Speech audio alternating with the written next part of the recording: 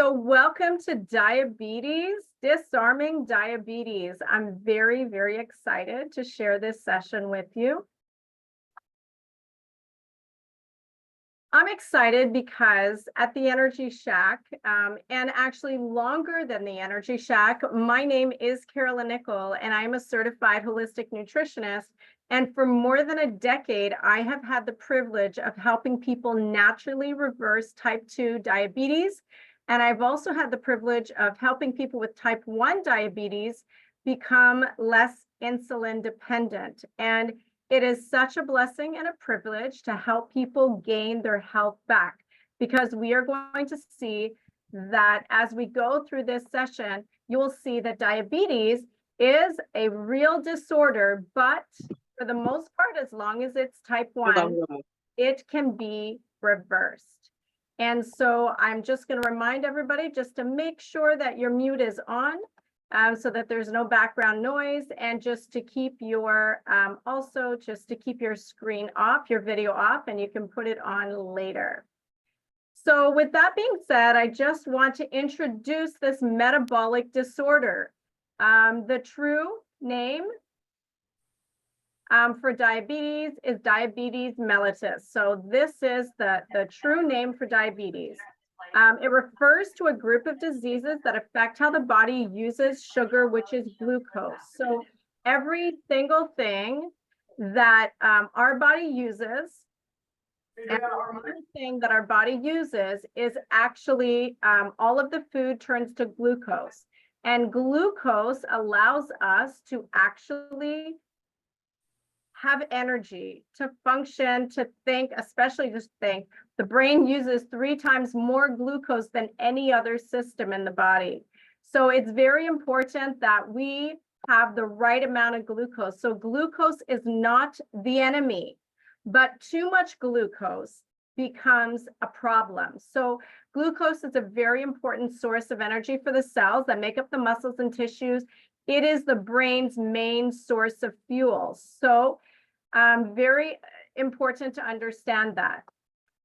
Now, there are different kinds of diabetes. Most people are only familiar with a pre-diabetic or type 1 or type 2, but there's actually a type 1.5, okay?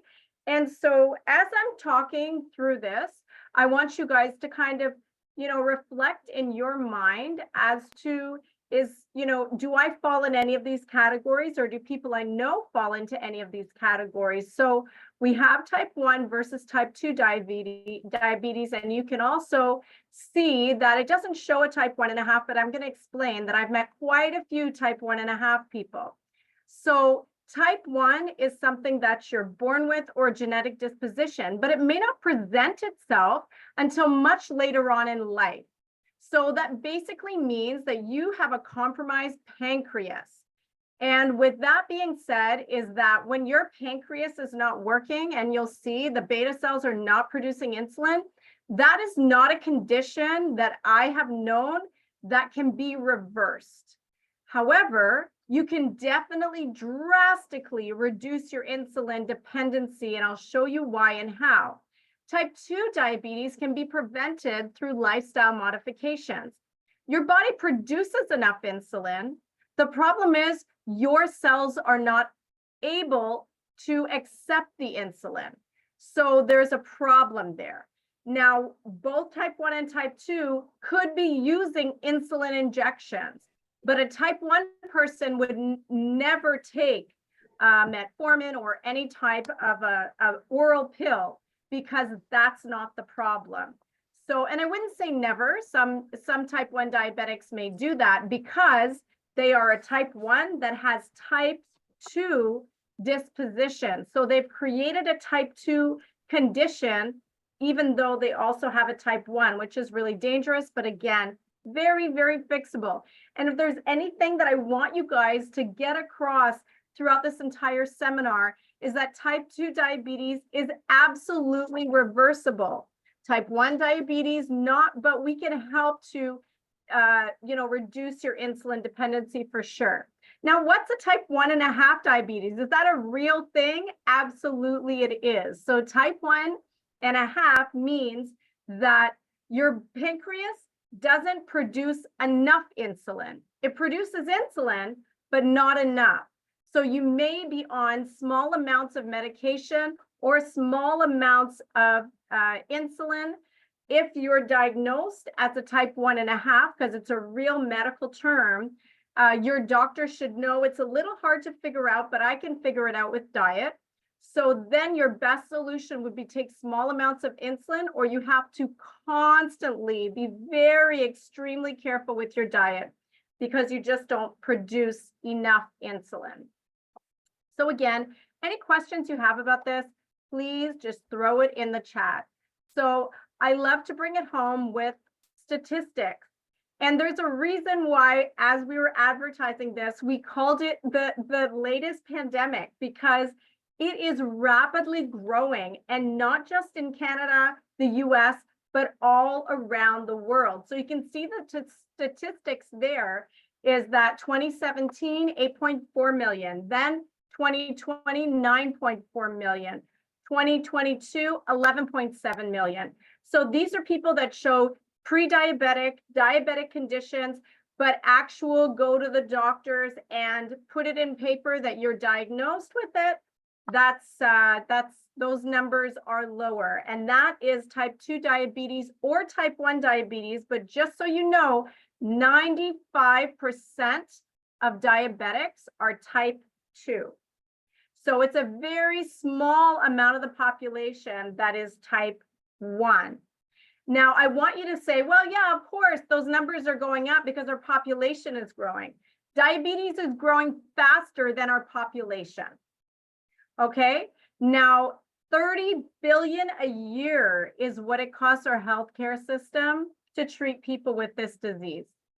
When you look at that, I don't want you necessarily to be thinking about, well, that's where my taxpayer money goes.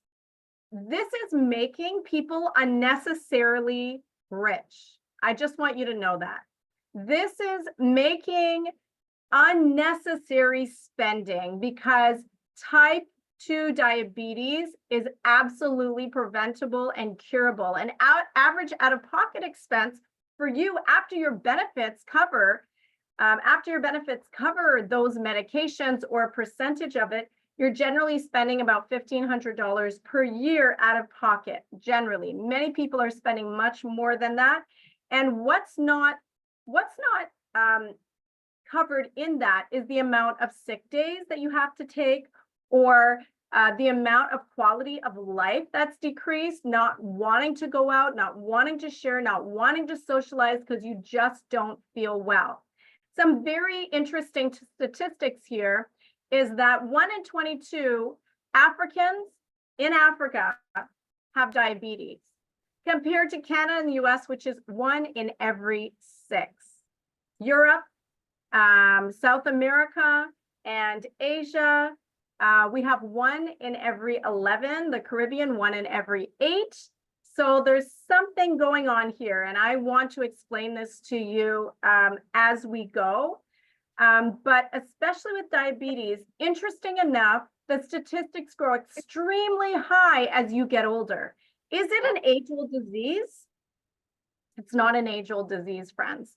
It is an accumulation of glucose in your system and your body's inability to deal with the amount of glucose that's in your system, and then neuropathy sets in, and as you get older, you lose less of an ability to recover from situations like that. So that's ultimately the problem. So let's look at some common symptoms. Don't get all scared, and I am going to show you at the end how you can get a consultation with me if you feel that you need that, and you guys are going to get so many discounts tonight. I am just very excited for you. If you feel like you need the help, or if you know somebody that needs the help, even if they're not on the line today. So excessive thirst, if you are constantly thirsty, I mean, if you're talking like me, that makes sense. But excessive thirst is one of the reasons, one of the symptoms that you can have if you are experiencing, you're experiencing diabetes. So that's very real.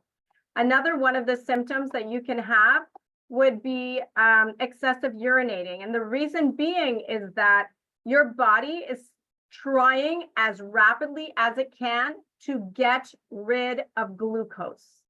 So it's trying to pee it out.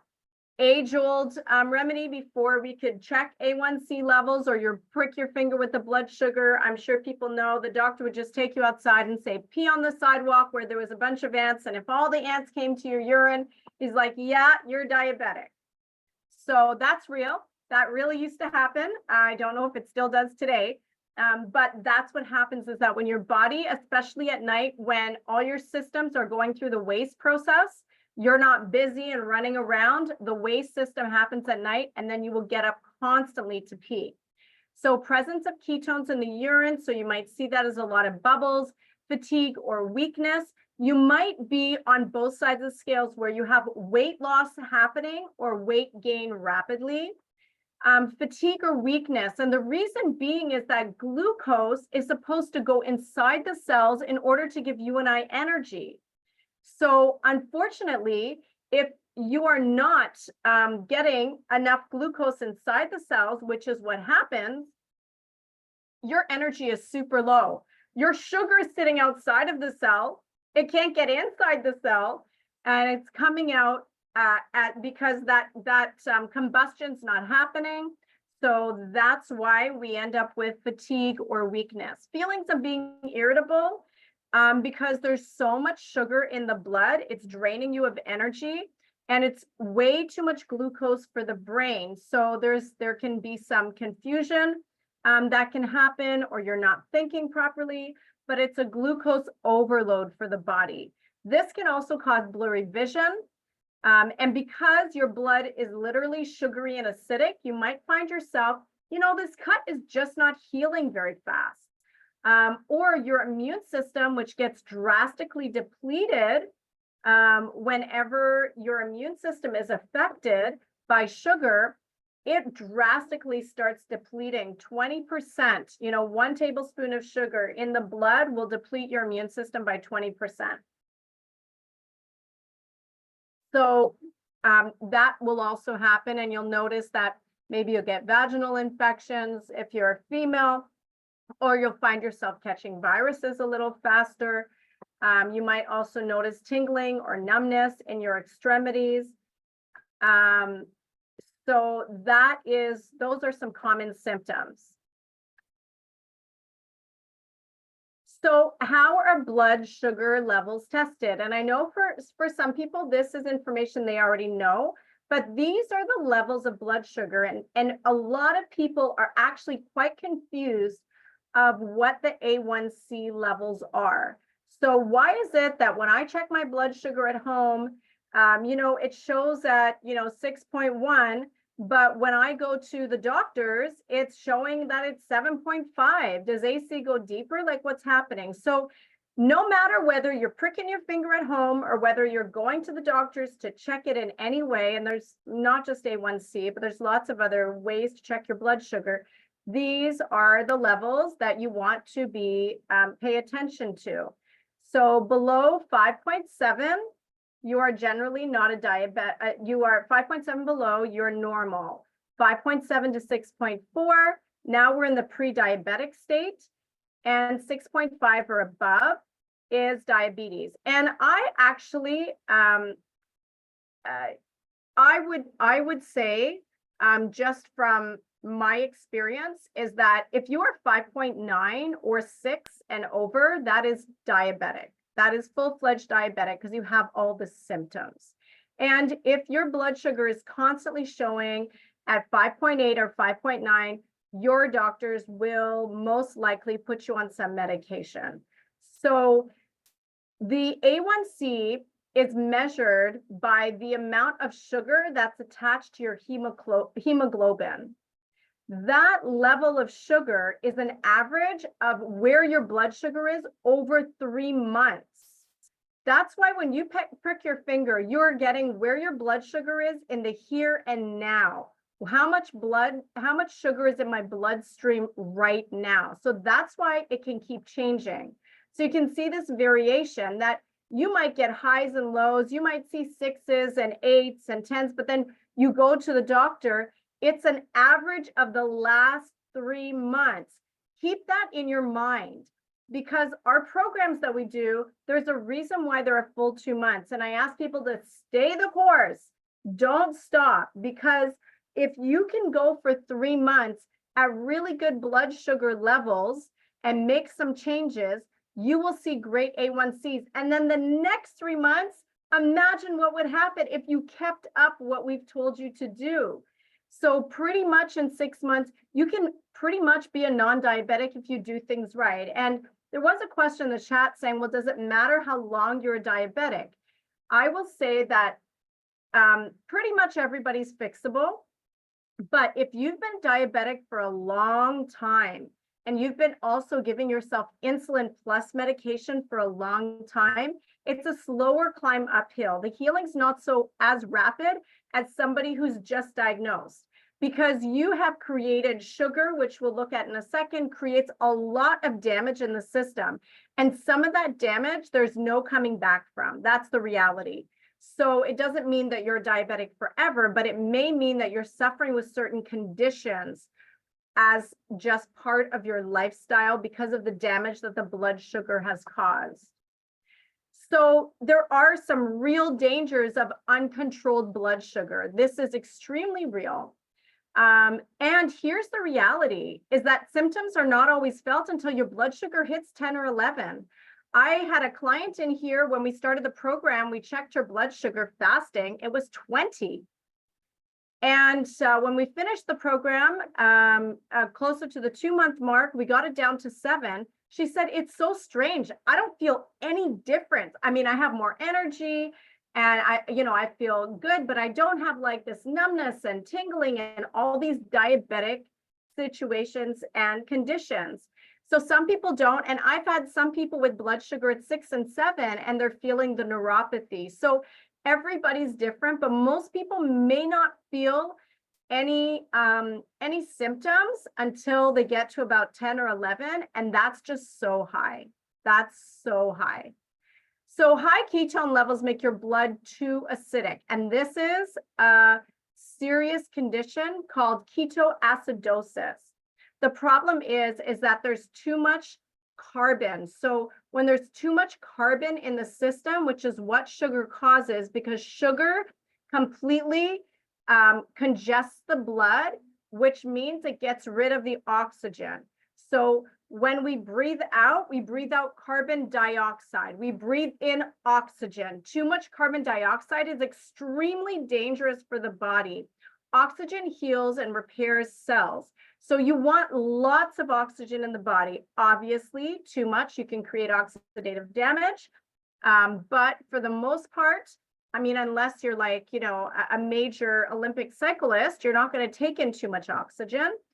But it's very dangerous to have too much carbon dioxide in the system. So when there's too much of the carbon molecule in the body, that's when you go into ketoacidosis. And that's what happens when there's too much sugar in the bloodstream. You can lose your vision permanently, and there's no coming back from some vision issues. Some vision issues I've been able to clear up extremely well, but there's your eyes are so sensitive. There's so many fragile tissues in your eyes. When sugar gets on there, it eats away at those nerve endings. And for some people, the damage is deep and it's impossible to return from. So if blood sugar, you've been diagnosed as a pre-diabetic, you want to do something right away. Whether you're just going to take my advice and follow it through a seminar like this, or you're going to come and talk to me, but get that taken care of, because uncontrolled blood sugar in the system is very, very damaging. Loss of circulation, because your blood is extremely thick. You damage your nerves. Sugar is acidic. Sugar starts to eat away at your nerves, starts to eat away at your cells. And if there's too much sugar in the brain, now we can have a loss of consciousness, Alzheimer's, dementia.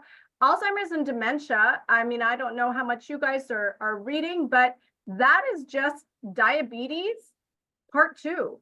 That's the reality. So corrosion of veins and arteries, it causes erectile dysfunction, fertility issues, liver and kidney failure.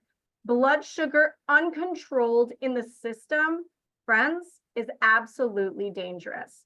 So I'm hoping that whether it's yourself or somebody you know, anybody that's struggling with high blood sugar, this is recorded and it will also be on our Facebook page soon.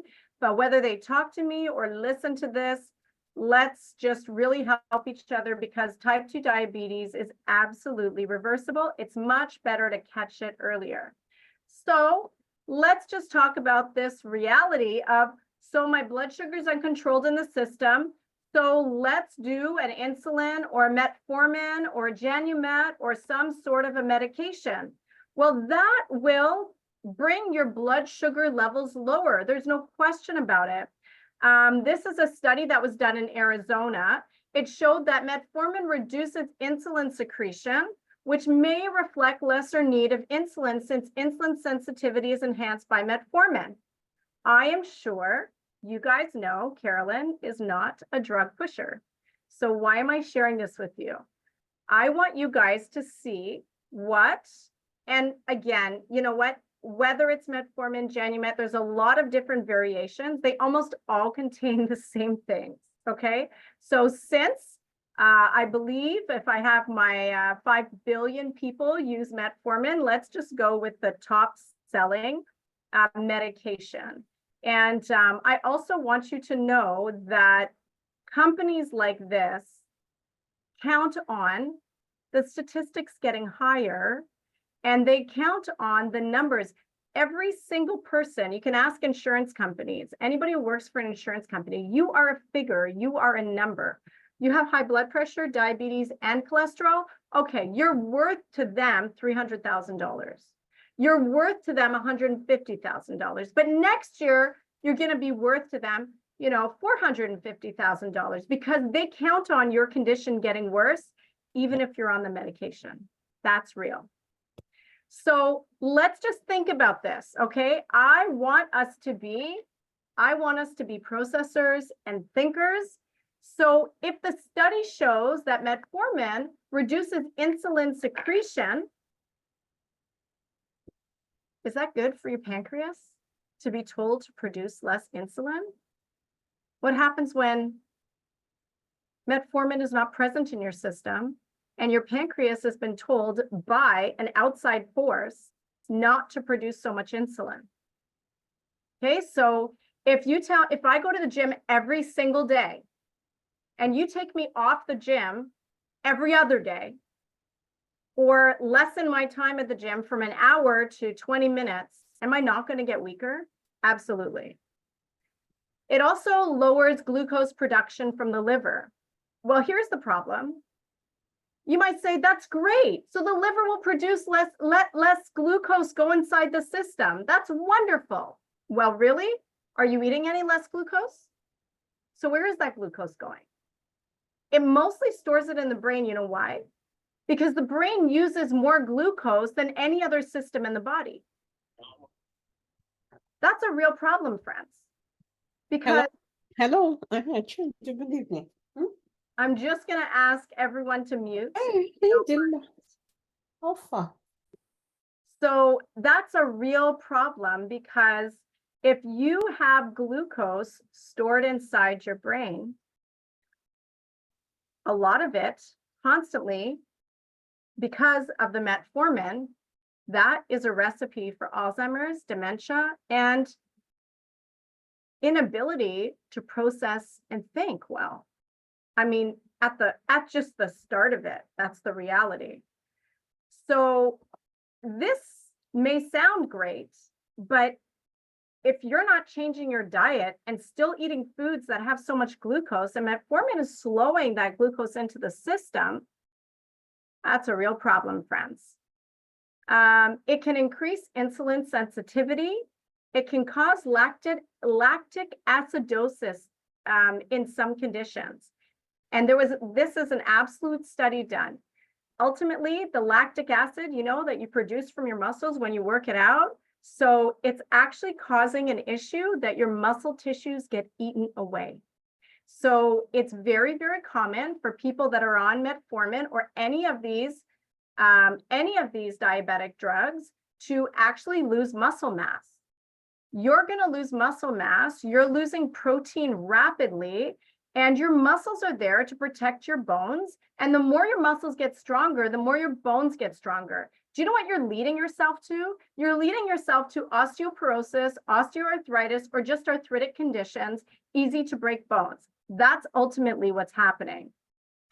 And although metformin, this is very interesting, has been used for almost 5 decades, that's 50 years, friends, its mechanism of action is not fully understood, says Dr. Nair. Is that just crazy?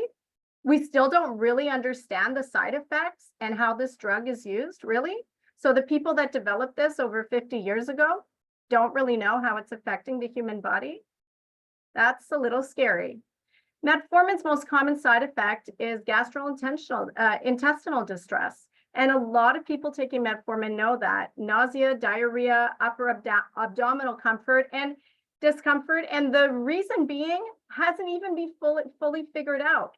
It's suggested that more serotonin is released in the digestive tract whenever metformin goes inside the stomach. That's a problem because the serotonin release will actually make you feel nauseous. And then guess what, friends? When you release unnecessarily serotonin, do you know what that means? You're going to flush out serotonin. You're going to deplete your stores of serotonin. Do you know what that means? Serotonin's your happy hormone. Serotonin helps you fight depression. Serotonin helps you not be depressed. It's your happy hormone. Serotonin, when you have enough stores of it, you produce melatonin so you can sleep at night. This is a major problem.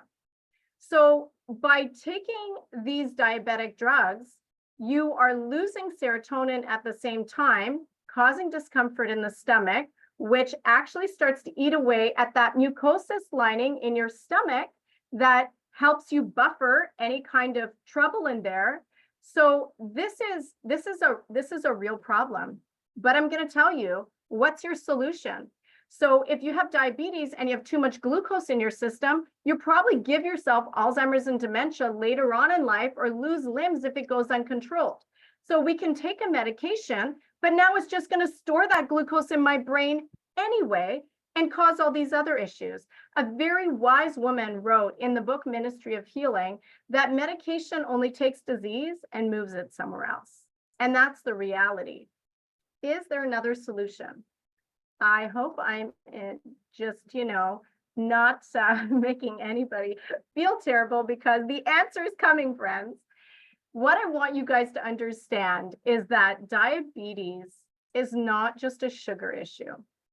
That's what many people think it is. Diabetes is not just a sugar issue. It's not because you're eating too much cake or cookies or pop or juice. Many times it can be, but when I'm doing my consultations and I am asking people's diet, when they have diabetes, they know to stay away from this stuff, but yet they still have their diabetic condition. What's the problem here? So as we mentioned, there's a few problems. Number one, your pancreas may not be functioning normally. And that's not just a type 1 condition. That could be a type 1.5 condition, and it can even be a type 2 condition. This happens in type 2 diabetes. Again, maybe not scientific, but just through my experience, I've discovered that people who have very, very high stress lives, who are very emotionally stressed out, have been trying to get their master's or working and going to school at the same time, or through a bad relationship, or frustrated with their home life, like really emotionally stressed out people, because of the cortisol release that stress causes, it actually damages the pancreas. So many people type 2 diabetic are actually damaging their pancreas due to their stress, and that's causing some of the issue. So, but if your pancreas is not producing enough insulin, that's going to be an issue for diabetes. So you have alpha cells, delta cells, and beta cells. So if you don't have enough beta cells, you aren't going to produce enough insulin. These are small little tiny islets that are inside your pancreas that are very, very fragile. So if they get destroyed or ruined, then you are going to have a problem with your blood sugar. That's the reality. And if you're constantly telling your beta cells to shut off, you can end up with a backup of insulin. Now, just on that whole insulin thing, what if you're not taking a metformin or a Genumet or any of the other drugs for diabetes? What if you're just taking straight insulin? Again, if you're a type 1 diabetic, you have to, my friends. But too much insulin constantly being put in the bloodstream creates those dips of hypoglycemic, and then hyperglycemic, because it forces too much insulin inside the cells. So that becomes a problem as well. So when you have too much insulin in the body, your body has to get rid of all of that insulin. So by putting too much insulin, your pancreas backs off and it won't produce too much. Barely it produced any insulin because you're putting insulin in your system. This is a major problem with Ozempic. Ozempic is like a metformin, like completely remorphed and added to it, because now it creates the digestive issues, but now it's adding insulin to your bloodstream, which, yeah, sure, it might be curbing your appetite, but it's causing a host of other issues because it's also shutting off your pancreas's ability to actually do what it's supposed to do. So this becomes a major, major, major issue for anybody who is taking insulin. Again, if you have to, you have to. That's just the reality of life if you're type 1 diabetic. But if you don't have to be on insulin, you should not be taking it, because it creates a real issue for your pancreas, your entire bloodstream, and highs and lows of confusion of blood sugar in your body. And when you go to a too low, so you've taken some insulin, you've taken too much, your blood sugar drops, your brain, it's like this is where so much glucose is stored. It starts losing glucose to help the rest of your body. And then you don't feel good, or you're not thinking straight, or you're just an emotional wreck because your brain doesn't have enough fuel. When we mess up the balance of the human body, it's a real, real problem.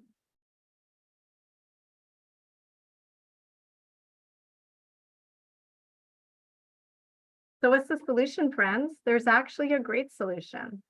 As I mentioned, sugary foods are not necessarily the problem with type 2 diabetes.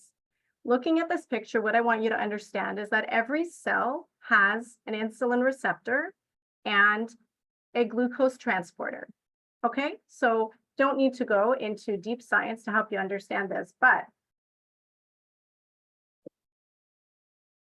because we have an insulin receptor on each of the cells and a glucose transporter, it's very, very important for us to understand something. When your body consumes food that turns to glucose, your liver is the one that does the conversion, releasing it into the bloodstream. And amazing, because we are so fearfully and wonderfully made, amazingly enough, is that when glucose is released, the pancreas is told to release insulin. Why do these two have to run together in the bloodstream? Because the only way to get glucose inside your cell, okay? So the only way to get glucose inside your cell. So here's your cell, okay? Here's your cell. Glucose is leaving. Glucose is not the enemy. Glucose is leaving the liver. Insulin is leaving the pancreas.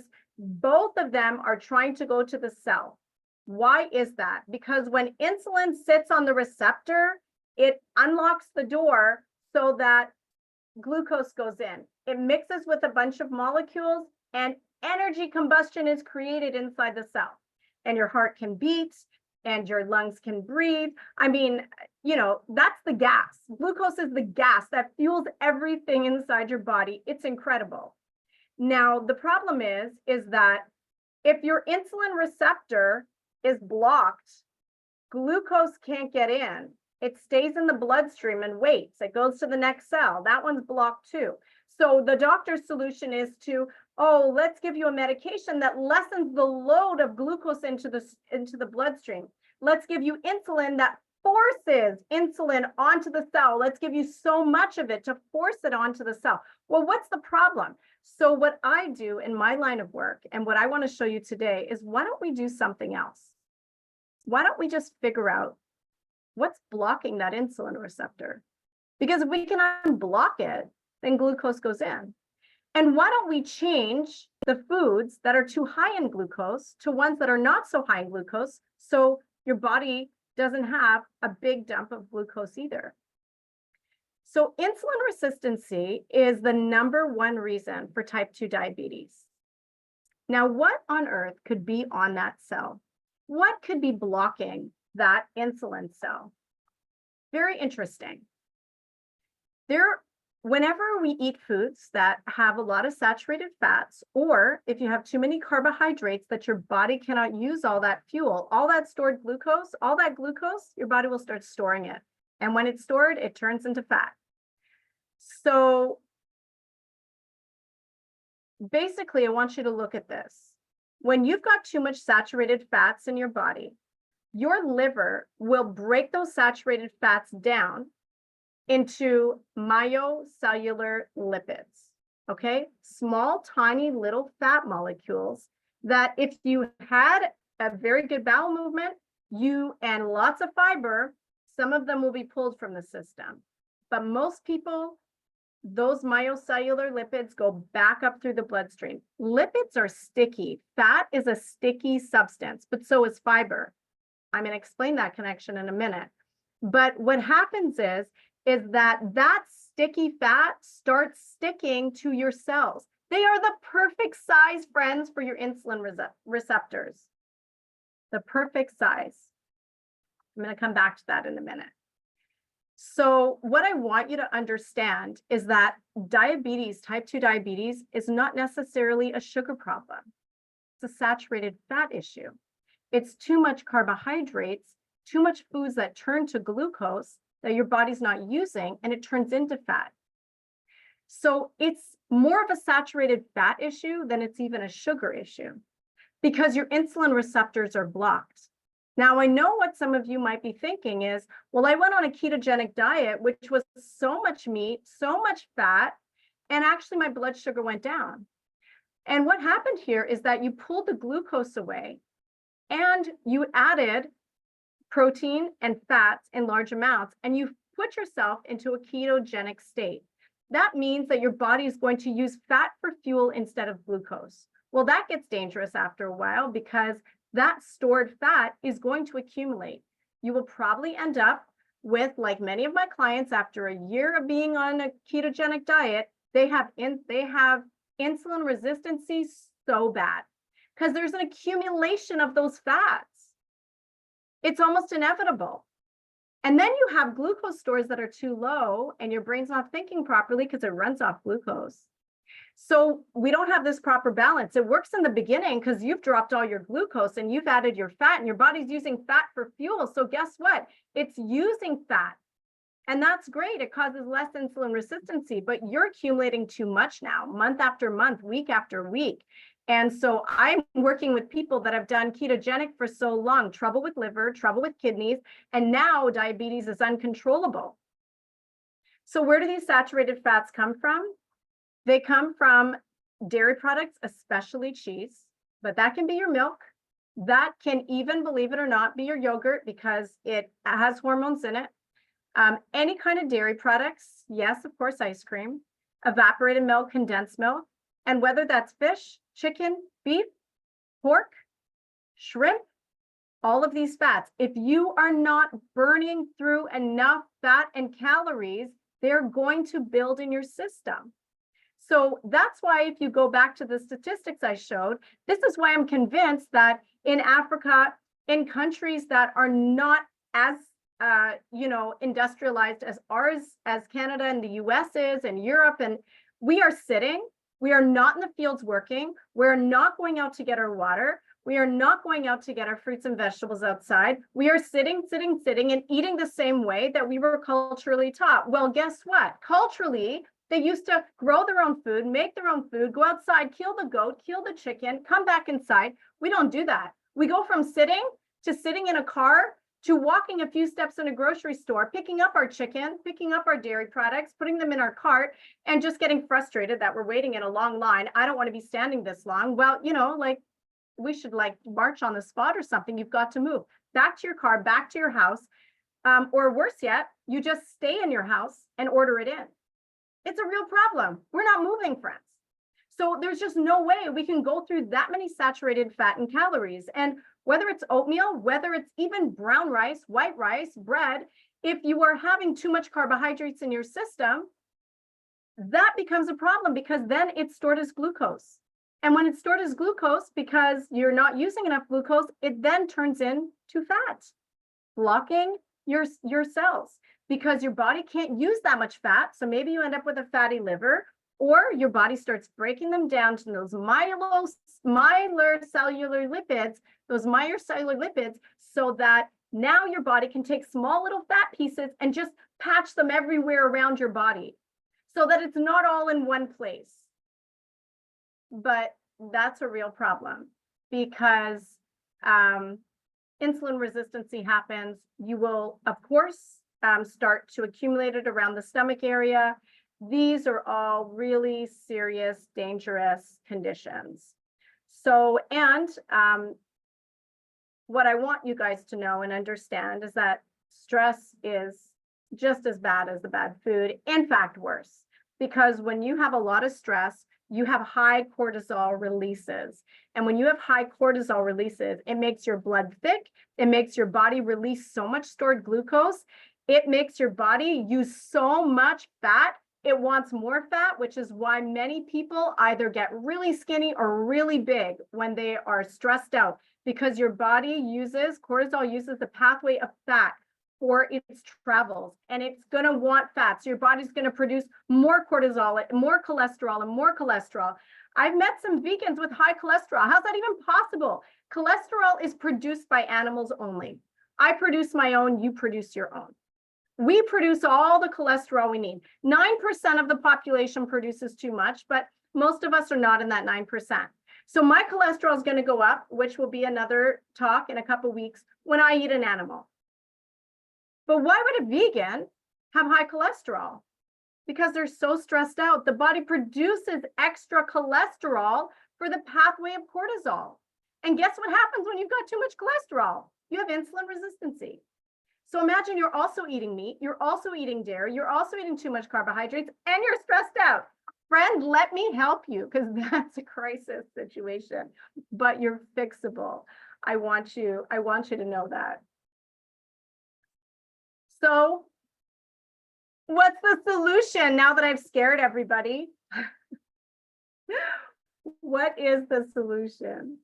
The solution is that you can have fruits, but don't have high sugar fruits. Don't have the high glycemic index fruits.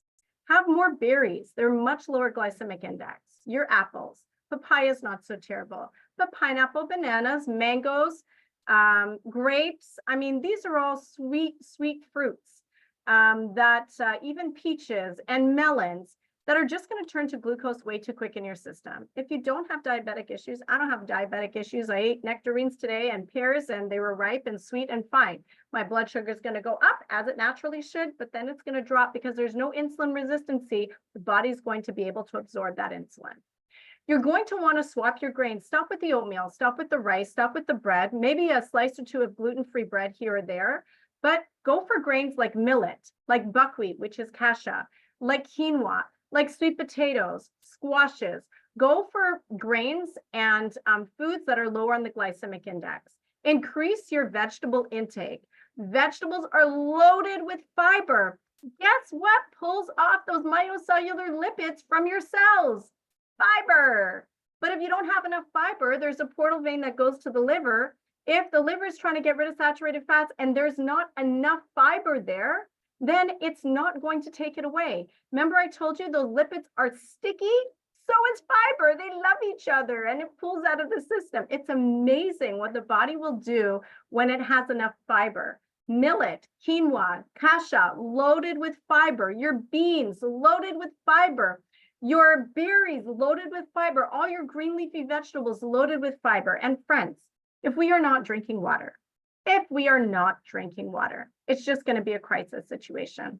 Your body's 65% water, your brain's 75% water. If you're eating so much cooked food all the time, you need extra water. If you have salt in your food, you're going to need more water. And I'm not saying don't put salt, but if there's excess amounts of salt. You're going to need more water. If you're drinking caffeine, you are dehydrating yourself and you need even more water. If you drink alcohol, smoke marijuana, tobacco, your body's going to use even more water. If you have high blood sugar, you are going to need more water. And most of us aren't even getting past a liter a day. And I'm saying these from real statistics because I interview clients every single day and ask them how much water they drink. And the average is about 1 liter. Depending on your weight, you're going to need about 2 to 3 liters of water every single day to replenish everything you're doing. I hope I'm inspiring you. So, how can we practically, as we wrap this up, how can we practically heal this diabetic situation? So, the power of fasting, friends, the power of fasting. I really need to lay this home to you. Does anybody know what happens when you fast? You can put it in the chat if you like. After 24 hours of fasting, your body does something incredible. It actually starts to use, and that's why the ketogenic diet's so popular, it actually starts to use fat for fuel. You force yourself to go into the state of ketosis. Now, that's great for fasting. I just don't think that's great for the way the ketogenic diet is, the way that the ketogenic diet or intermittent fasting is taught. That creates more issues than anything else. And I will talk about that in a minute. But when you fast, your body starts to use stored fat for fuel. So the longer you fast past 24 hours, on day 2, your body is now taking those myocellular lipids wherever it can find easy access fat, and it's using it for fuel. So the longer you fast and the more often you fast, you use fat for fuel. So fasting is extremely important. Now, the best kind of fasting would be a water fast, but I don't want you to do that unsupervised for more than 2 days. But you could do one of our juice cleanses. We have juices that are actually designed without carrots so that there's not a big sugar spike, and you can go through a very low caloric diet. You could do, if you're not a diabetic, you could do a fruit fast, or you could do berries and salads and just do a raw fast. But the best kind of fast is abstinence from food, but make sure you check with your doctor before you do that, or definitely meet with myself so I can see if you qualify for something like that. So the other thing too is fiber. This is extremely, extremely important. And the reason why fiber is so important is because when you have fiber, as you guys saw, when you have fiber, you will actually be able to pull that saturated fat out of the body. And what is also important is not only do you pull the saturated fat out of the body, but you will also be able to fill yourself so you're feeling full, less calories in your body, without like you will get that fake full feeling. So you'll feel like you're so full, so you'll eat less because you're having big salads every day. But the reality is that it was lower calorie, less glucose. Listen, friends, all plants turn to glucose. So even your lettuce is going to turn to glucose, but that's not the problem. The problem is high sugar glucose items. That's really what the problem is this high sugar glucose items. And that's really what you're trying to avoid. So fiber is your best friend. And healthy fats like your olive oil, nuts and seeds, no more than a 1/4 cup for an entire day. Make sure they're raw, unsalted, not roasted, no peanuts, minimize cashews. But your healthy fats, avocados, again, in small amounts, maximum half of avocado, maybe every other day. We don't need as many avocados as we're eating. But those healthy fats help to reverse the bad cholesterol. But your fiber is number 1. So before you have your meal, have a big salad before you have your meal. All of that salad will help to regulate the glucose that's coming from your food. And make your food full of vegetables, broccoli and green beans and celery and spinach. Let it be full of vegetables because they're full of fiber. Swap your beans out, swap your chicken out for some beans if you can digest them, because chickpeas have so much fiber instead of chicken. And yes, they have a little bit more glucose in it, but it's okay. You had a salad first. So the key is that you have lots of fiber, and this fiber is not going to come from your oatmeal. It's not going to come from your whole wheat bread and your whole wheat crackers and your bran cereals. That's not the kind of fiber that is sticky substance to pull the myocellular lipids off your cells. It's the fiber that comes from your vegetables.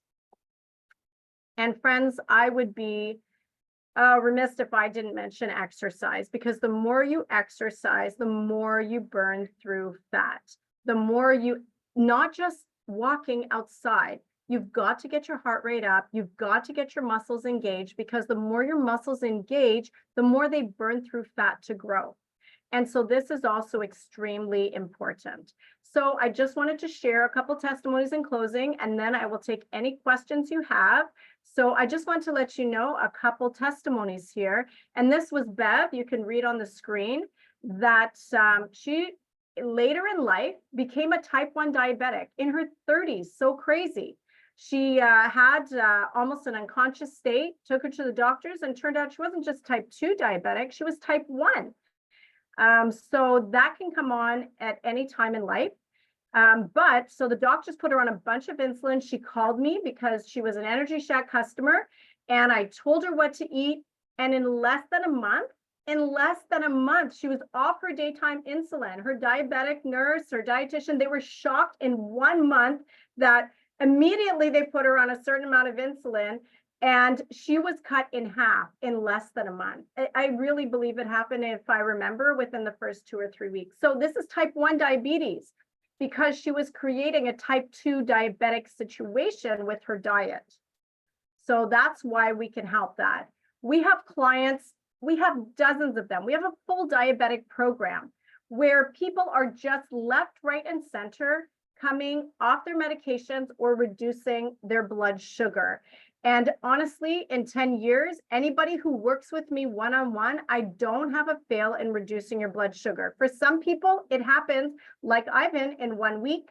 For other people, it might take me 3 months. It just depends how long you've been a diabetic, how much you want to listen to me, and how you're doing the journey. If you're doing it perfectly right, give me 2 months. I can help almost cure you. But remember what I said, 3 months, cells live and die. So in 3 months, that A1C, if you're eating well, changes. And another 3 months, it's over. You could literally, I don't want to throw out any guarantees there, but if you did it right for 6 months, you could completely and totally reverse your condition. And but again, if you have had diabetes for so long, for a really long time, lots of medication and other underlying health issues, or if your kidney is not functioning, or you have fatty liver, this might be a 1 or 2 year journey, but it's still reversible.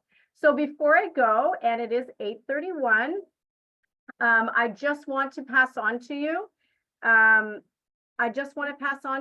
That if you do need to meet with me for a consultation, I would love for you to do that, because I would just love to help you. We really specialize in diabetes, and I'd really love to help you do that. We have a program specifically on our website that will help you reverse diabetes, high blood pressure, and cholesterol. So if you're watching today, you can email us, and I'm just going to ask one of our staff members just to put in the chat our email address, our website, our phone number. So if you can put that in, it's info@energyshackjuicebar.com. Get in touch with us. And you can also see on the screen this information. On Instagram, we're the Energy Shack Juice Bar, not just Energy Shack. There has to be a "the" in front of it. Go on our website, but just email me or call us. And if you do that before Monday, we can book your consultation for any time you'd like in the future and take advantage of $49 instead of $110. If you feel like, you know what, Carolyn, this is too difficult, take me away, do everything for me. I want you to know that we do retreats, and you could come to a retreat. The next one's in November. We just finished our last one in May. $100 off for 4 days, $175 off if you book before August 31st. And we will take you, we will show you how to do the meals. We will do everything for you. It's incredible. So not only does your body heal, but you learn in the process. You learn the natural remedies. You do the saunas and the cold plunges, and you learn the hydrotherapy. So it's educational, but it's also extremely healing. And that runs in November, February, March, April. Now, this is only for the people right now. And if you're watching this on Facebook, unfortunately, the special will be over. So friends, if you would like, I don't know the last time I've taken 15% off of my detoxes. Maximum we ever do is 10%. But if you are serious about changing your health, order a detox online. And for a 3-day and a 5-day, the 2 days, unfortunately, I can't take 15% off. But for a 3-day, 5-day, or any one of our customized detoxes, and if you need a customized detox, it's called Advanced Fast. That's the one that helps to drop the blood sugar. I mean, it heals everything else too, but there's no carrots. Maybe a little harder to drink, but 15% off. This sale will end a little bit more than 48 hours. I've asked my manager to take that and put that to Sunday night. So that is the detox. And if you're ordering online, the coupon code is low sugar. All right, so also, just before we wrap up and I take your questions, we are going to Cuba, friends, and I must just give one final plug for Cuba because we are going to be going to Cuba in July, and we have had so many generous donations. We've already sent money there so that they can get some things started. We are still looking for deodorant for men and women, men's belts, size 32, a little bit smaller, a little bit bigger, but that seems to be the most important one. Any laptops that are working, you have the power cords, cell phones. Cuba is in great distress, and the resources for the common people are so low, expensive, impossible to get. They've asked for toothpaste and toothbrush because those are difficult for them to get. It's so crazy. And then we're also taking monetary donations, and we are not a not-for-profit organization, but we're going to Cuba on a mission trip to teach the people of Cuba who can't really get medications, but that's actually a good thing. We're showing them how to use the natural remedies they have there to reverse diabetes, high blood pressure, arthritis, and cancer. I am going there with a team of 13 other people, and we are going to show the Cubans how to do this. We're going to be there for 1 week, but we have to feed them. We have to train them. This is going to cost a lot of money. So we still need a little bit more than 3,000 US. And if you'd like a tax receipt, just get in touch with me. But it's got to be for $200 or more. So friends, please don't forget to follow us on Instagram. It is the Energy Juice Bar. And that's what I have for you today. So I'm going to now take your questions, but if you do need to get in touch with us, for those who maybe need to go, yes, any donations can be dropped off at the Energy Shack. So info@energyshack.com if you need to get in touch with us. That is our email address. And if you need to call us, it's 647-637-6755. Or of course, you can just go to energyshack.com and you can just fill out your intake form there if you need to, or just get in touch with us.